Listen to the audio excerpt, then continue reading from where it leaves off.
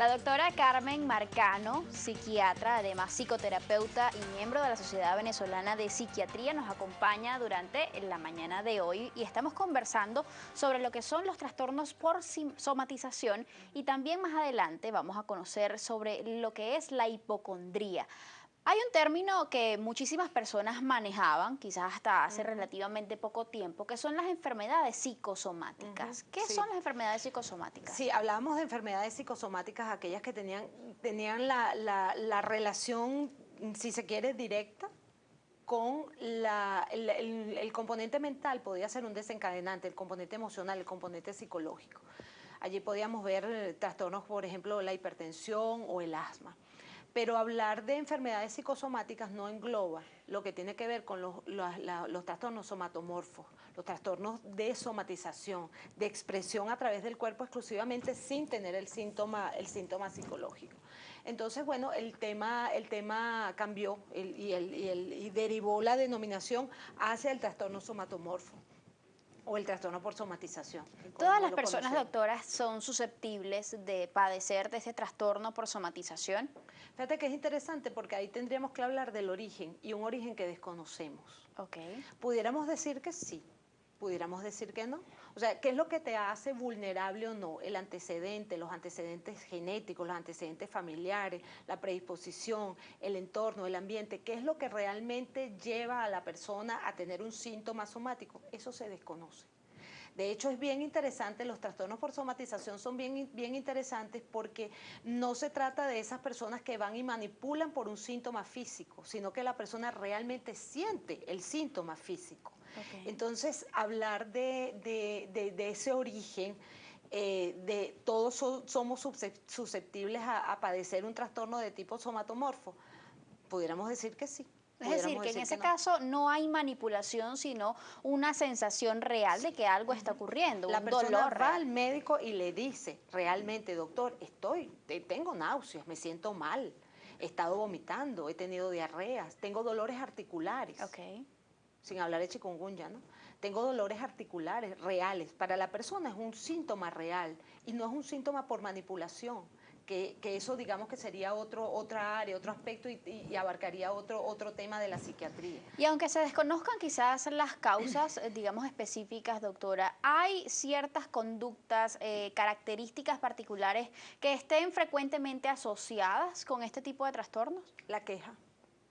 Básicamente la queja de la persona. La queja y la búsqueda de ayuda permanente y constante. Okay. Porque la persona tiene el síntoma. La persona lo siente, va al médico, se hace los exámenes de laboratorio están perfectos, los de radiología, se le hace endoscopia, se le hace rectoscopia, se le hace una cantidad de exámenes que pueden ser muy invasivos para la persona lo permite porque la persona está angustiada, claro, buscando la razón de por qué tiene ese síntoma, porque padece ese síntoma. Ahora, pero se ha dicho, y muchos especialistas quizás coinciden, en que uno de los factores que pudiera incidir en ese trastorno por somatización que presente un paciente tiene que ver con la dificultad que hay muchas veces de manejar las emociones.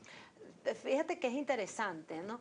Porque lo que yo te decía al principio, el cerebro, yo a veces le digo a mis pacientes que el cerebro es como una gran tienda por departamentos. Tenemos el gran departamento de psiquiatría, pero cada departamento tiene un representante de psiquiatría, es decir, va a haber una manifestación a nivel de las funciones mentales de eso. Okay.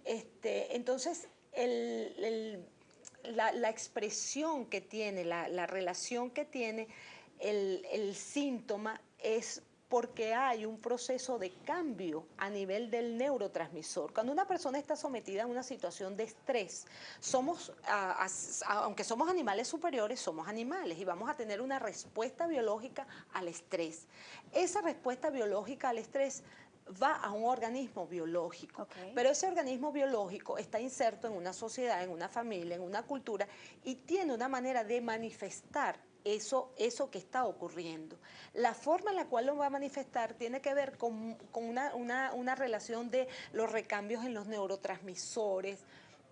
Es un área muy bonita de estudio porque es un área muy bonita de entenderlo, cómo se expresa cuando una persona está sometida a una situación determinada, permanente, de estrés y cómo su cerebro lo interpreta, lo traduce, lo almacena y cómo va respondiendo progresivamente. A través Entonces la persona, de, sí, las personas, digamos, ustedes trabajan en una situación, digamos, sobre la marcha, trabajan con noticias, tienen que estar permanentemente informados, les puede encantar divinamente el trabajo, pero un día dicen, tengo dolor de estómago, me duele el estómago y a lo mejor tuvieron una gastritis, no comieron bien, y es la expresión de ¿qué? Es la expresión de la emoción, la emoción que se va a expresar a través del cuerpo físico. Se habla también, doctora, de que la autoestima pudiera estar relacionada con el trastorno por somatización. La autoestima es la percepción de sí mismo con lo que tengo. O sea, yo tengo un autoconcepto. Yo soy un poco pequeña, ¿no? Yo mido 1,54. Yo puedo estar muy feliz con mi 1,54 o puede que no esté. Entonces, cómo hago la valoración de los elementos propios, de mis propios elementos, sí me va a dar una manifestación afuera de cómo yo estoy captando y cómo estoy traduciendo el mundo y cómo yo hago esa valoración en mí misma. Y eso sí puede llevar a un momento determinado a que la persona tenga quejas de tipo somática. ¿Hay algún estado, digamos, de la vida, alguna etapa de la vida en la que este tipo de trastornos por somatización sean más frecuentes? Sí, se describe, así se registra que los trastornos por somatización son más frecuentes en menores de 30 años, que a veces pensamos que son los viejitos los que se quejan, ¿no? Los viejitos se quejan por otra cosa, pero son el grupo etario, la edad de aparición, de frecuencia, es menores de 30 años. Ahora, esto es algo que si se tiene desde temprana edad puede ir, digamos, agudizándose a medida que van pasando los años. Si no se trata. Si no se trata, o sea, si no hay porque acuérdate que estamos hablando de un síntoma físico y estamos hablando de una persona que está buscando ayuda en un especialista.